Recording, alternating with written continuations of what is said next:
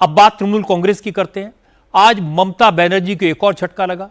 ममता की करीबी सुष्मिता देव ने राज्यसभा की मेंबरशिप से इस्तीफा दे दिया। सुष्मिता देव असम की हैं, पहले कांग्रेस में थी, उनके पिता कांग्रेस में थे। कांग्रेस छोड़कर वो ममता के साथ आई। ममता ने उन्हें पश्चिम बंगाल से राज्यसभा में भेजा, लेकिन आज सुष्मिता ने कहा कि बंगाल के चुनाव नतीजे सबके सामने हैं। तृणमूल कांग्रेस में क्या हो रहा है ये सबको पता है। ऐसे में वो बंगाल से तृणमूल कांग्रेस के सांसद रहकर क्या करेंगी, इसलिए उन्होंने राज्यसभा की मेंबरशिप छोड़ने का फैसला किया। सुष्मिता ने अपना इस्तीफा राज्यसभा के चेयरमैन को भेजा और इसके बाद असम के चीफ मिनिस्टर हिमंता बिस्वा शर्मा से मुलाकात की। मीटिंग की फोटो खुद जारी की। हालांकि सुष्मिता ने साफ साफ ये तो नहीं कहा कि वो बीजेपी में शामिल होने वाली हैं, लेकिन इशारा कर दिया, कहा उन्हें असम की राजनीति करनी है, असम सरकार अच्छा काम कर रही है। सुष्मिता देव ने कहा आगे क्या होगा इसका फैसला तो बीजेपी को करना है। तृणमूल कांग्रेस से इस्तीफा देना मेरा व्यक्तिगत निर्णय है, मेरा राजनीतिक निर्णय है। बाकी लोग क्या कर रहे हैं, क्यों कर रहे हैं, उस पर मैं टिप्पणी नहीं करूंगी। मैंने 5 साल में देखा है कि मुझे राजनीति करनी है तो आसाम में करनी है। ये कोई छुपाने वाली बात तो नहीं। मैं तो आसाम के माननीय मुख्यमंत्री डॉक्टर हेमंत बिस्वा शर्मा से भी मिल के आई हूँ। मैं तो छुप को नहीं गई, रात को नहीं गई, है ना। मैं दिन में ही गई हूँ, रिजाइन देने के बाद गई हूँ, ये भी सुन लीजिए। सो मेरी उनसे अच्छी बातचीत हुई है। हाँ, पर देखिए राजनीति में अगर आप एक तरफा नहीं बोल सकते कि मैं इस पार्टी में जाऊंगी, मैं ये करूंगी, मैं वो करूंगी, वो पार्टी का निर्णय होता है। तो ये सवाल तो आप मुख्यमंत्री से करिए। पर सच्चाई ये है कि 5 साल अगर जहां से मैं आती हूँ, अगर वहां के लिए काम करना है तो सरकार की मदद की तो ज़रूरत पड़ेगी। तो घूम फिर के तो मुझे आसाम के मुख्यमंत्री के सहयोग से ही मैं काम कर पाऊंगी। So I had a very neutral discussion with him. Rest it's up to him, it's up to the party. Assam में क्या काम हुआ है या क्या काम नहीं हुआ है, आप लोग खुद जाके देखिए। और जिस क्षेत्र से मैं आती हूँ वहाँ तो बारिश के सीजन में ना ट्रेन चलता था ना प्लेन चलता था, फिर भी जितना इम्प्रूवमेंट हुआ है। मैं तो राजनीति में हूँ 30 साल से। मेरे पिताजी कांग्रेस में थे, मंत्री थे, तरुण गोगोई जी मुख्यमंत्री थे। बहुत बड़ा परिवर्तन हुआ है। सुष्मिता देव से पहले तृणमूल कांग्रेस के सुखेंदु शेखर रॉय भी राज्यसभा से इस्तीफा दे चुके हैं। अब राज्यसभा में तृणमूल कांग्रेस के 11 एमपीज बचे हैं। चर्चा यह है कि एक एक करके कुछ और सांसद भी इस्तीफा दे सकते हैं, लेकिन लोकसभा में तो तृणमूल कांग्रेस की हालत और ज्यादा खराब है। ममता का साथ छोड़ने वाले 20 सांसदों के गुट ने ऐलान कर दिया न वो बीजेपी में शामिल होंगे, न तृणमूल कांग्रेस के सिंबल पर दावा करेंगे। वो अपना अलग गुट बनाएंगे, लोकसभा स्पीकर से अलग गुट के तौर पर मान्यता की मांग करेंगे। और ये 20 सांसद मुद्दों के आधार पर एनडीए को सपोर्ट करेंगे। तृणमूल कांग्रेस की शताब्दी रॉय ने आज उन सांसदों के नाम भी गिना दिए जिन्होंने लोकसभा में अलग ग्रुप की मांग की है। स्पीकर को चिट्ठी लिखी है, उस पर सिग्नेचर किए हैं। क्योंकि शताब्दी रॉय बंगला फिल्म इंडस्ट्री से जुड़ी हैं, इसलिए उन्हें उन सांसदों से बात करने की जिम्मेदारी दी गई थी जो फिल्मों से आए थे। शताब्दी रॉय ने कहा कि दीपक अधिकारी साथ आ रहे हैं, उन्होंने लेटर पर साइन कर दिया है, लेकिन सायोनी घोष ने कोई जवाब नहीं दिया है। देव के नाम से मशहूर दीपक अधिकारी बंगला फिल्मों के बड़े एक्टर हैं। घाटा लोकसभा सीट से लगातार 3 बार चुनाव जीत चुके हैं।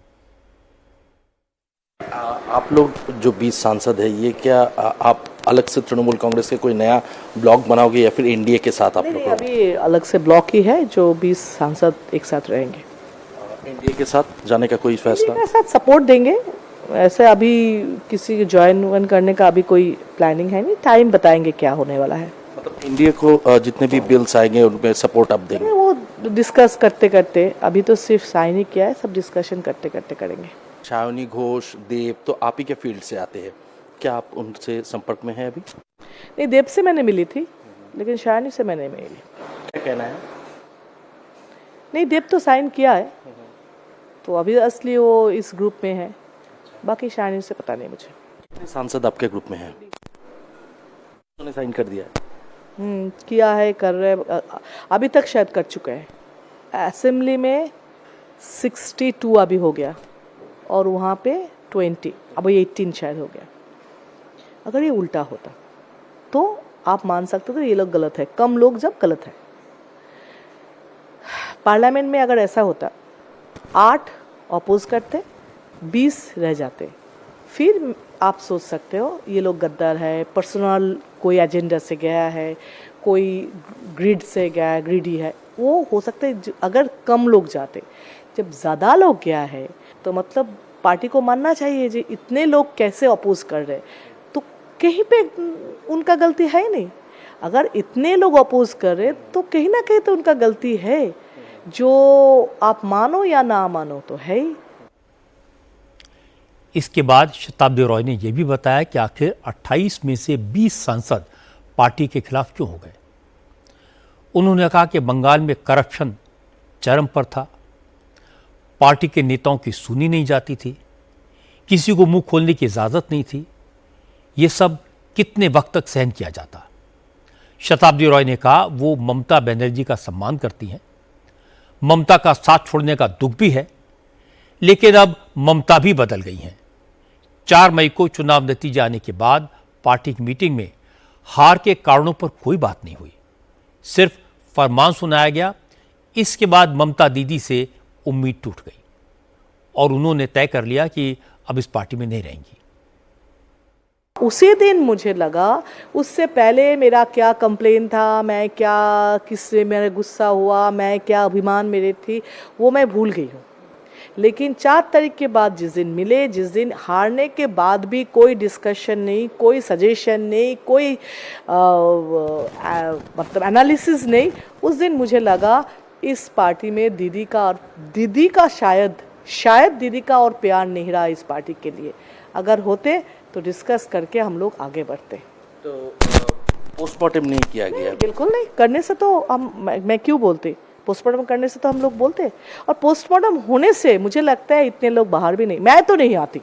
अगर उस दिन डिस्कशन होता, उस दिन पोस्टमार्टम होता, अगर उस दिन हम लोग मान लेते जहाँ ये यहाँ फॉल्ट है, ये कल से हम लोग का ये रिपेयर करना है, तो मैं एटलीस्ट, मुझे और किसी को पता नहीं, मैं एटलीस्ट दल से बाहर नहीं जाती। ममता बनर्जी ठीक रहे, अच्छे रहे। ममता बनर्जी का स्ट्रगल बहुत रहा, ममता बनर्जी लड़ के यहाँ तक पहुँचे। मैं इमोशनली ममता बनर्जी के साथ अटैच हूँ, बाद में भी रहूँगी। मैं खुश नहीं हूँ ममता बनर्जी के छोड़ के, ऐसा नहीं है, लेकिन डिसीजन जो है ये डिसीजन सही है मेरा, लेकिन ममता बनर्जी का छोड़ना डिसीजन में मैं अपसेट हूँ।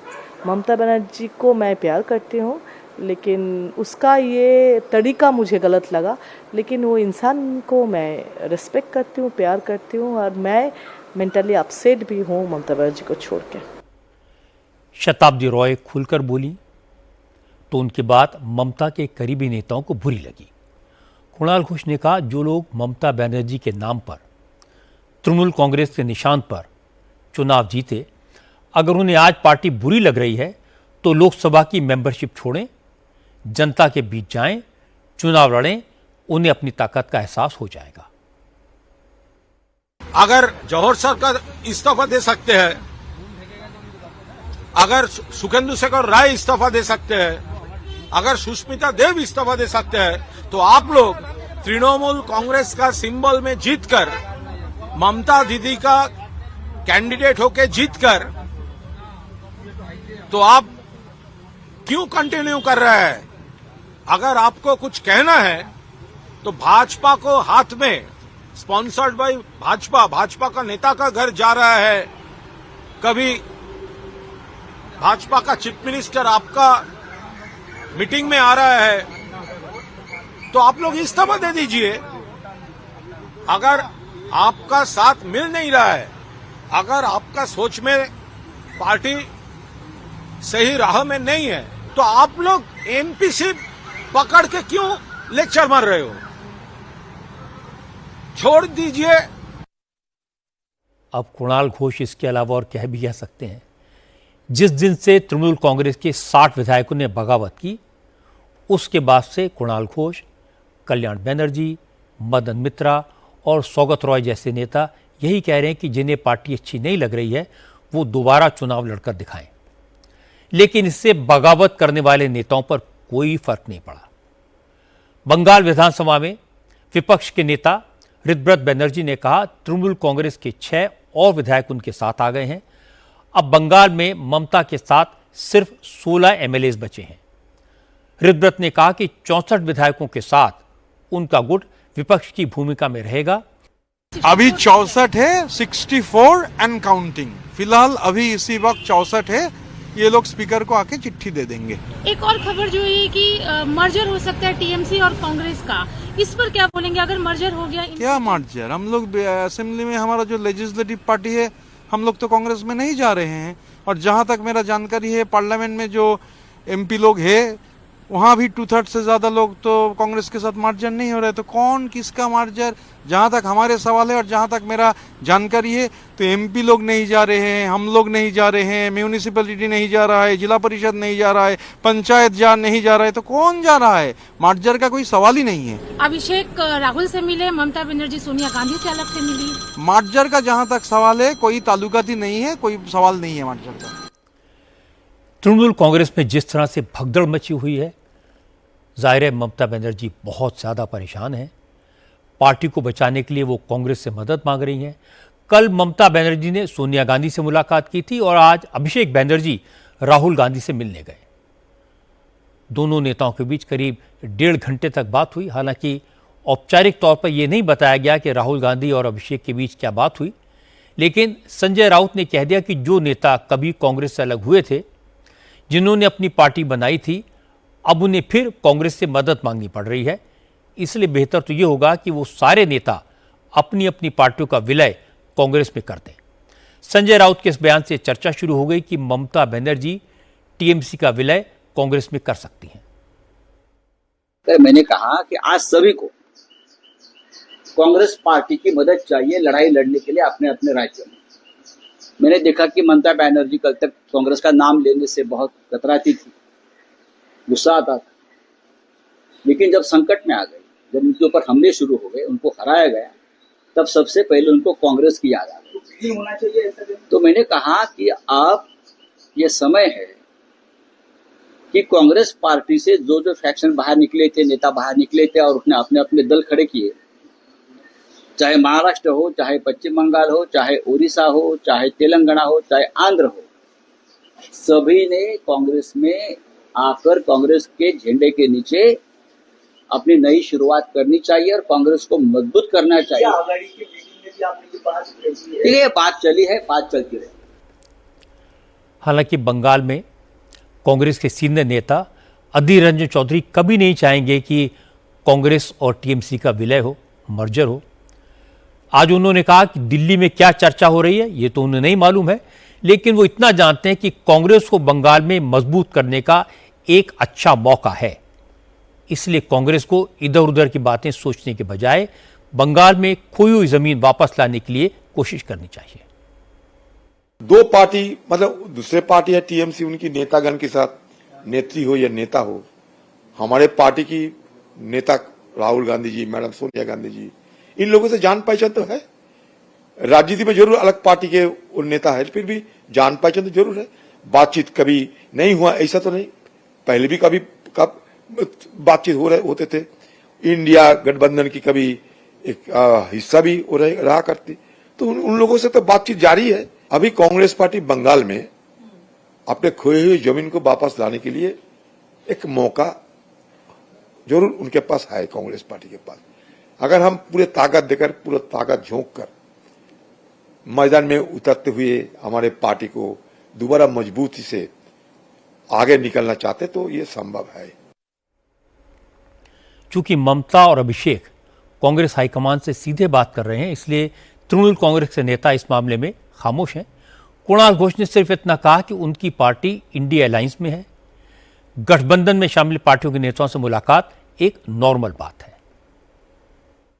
ये इंडिया ब्लॉक का एक बहुत इंपॉर्टेंट मीटिंग था और उसके बाद थोड़ा फॉलो अप मीटिंग्स वो दोनों पार्टी का वो हो सकता है और हो रहा है। तो सोनिया जी कांग्रेस का लीडर है, ममता जी हमारा लीडर है, तो राहुल जी उनका लीडर है, अभिषेक हमारा लीडर है, तो वो लोग क्या मीटिंग में क्या हुआ नहीं हुआ, हमारा लीडर दिल्ली में है, तो अगर कुछ तो होने दीजिए, उसके बाद तो होगा। मुझे पता चला कि कांग्रेस की तरफ से ममता बनर्जी से कहा गया कि अगर अपनी पार्टी को टूटने से बचाना है तो एक ही रास्ता है, टीएमसी का कांग्रेस में मर्जर कर दो, फिर ये लोग भाग नहीं सकेंगे। लेकिन ममता ने इससे इनकार कर दिया, वो अपनी पार्टी कभी नहीं अपने हाथ से जाने देंगी। असल में ममता ने कभी सपने भी नहीं सोचा था कि जिस पार्टी को बनाने में उन्होंने 28 साल लगाए, वो पार्टी सिर्फ 28 दिन में इस कदर बिखर जाएगी। जिन एमएलए को उन्होंने टिकट दिया, जिताया, उनमें से 60 साथ छोड़ गए, अब उनकी संख्या 64 बताई जा रही है। जिन्हें सांसद बनाया, उनमें से 20 ने मुंह मोड़ लिया। ममता को लगता होगा कि यह एहसान फरामोशी है, लेकिन क्यों? इसकी वजह सिर्फ अभिषेक बनर्जी के तानाशाही तो नहीं हो सकती। असल में ममता के शासनकाल में इतनी लूट मची, लोगों को इतना डरा कर रखा गया कि अब ढक्कन खुलते ही सब कुछ उबलकर बाहर आने लगा है।